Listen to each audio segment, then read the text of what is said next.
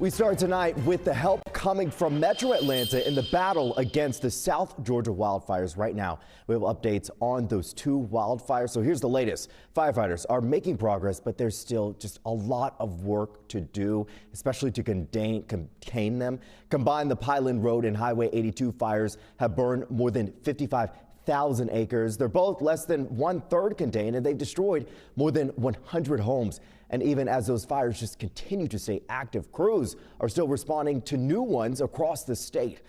And tonight, we're also getting an inside look at more help that's on the way from Metro Atlanta. Rashad Williams joining us in studio tonight. And Rashad, that aid coming from our region will get to South Georgia very soon, and it's definitely needed. You just said the key words. Help is on the way. Just yesterday, the Forsyth County Fire Department announced it was hosting a relief drive to collect donations at all of their fire stations. Less than 24 hours in, and the community has stepped up in a big way.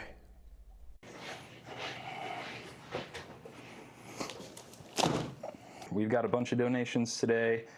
We got diapers, Gatorade, some clothing, blankets, sneakers, a bunch of essentials that folks might need. Those essential items will soon make its way to Southeast Georgia, where multiple wildfires continue to burn through tens of thousands of acres and dozens of homes. We've been watching what's happening in Southeast Georgia with a heavy heart. Jason Shivers, Division Chief for the Forsyth County Fire Department, says more than a dozen of their fire stations are now collecting non-perishable food items, along with new or gently used clothes and pet food as part of a relief drive for victims. Because remember, you're taking care of families that have likely lost everything.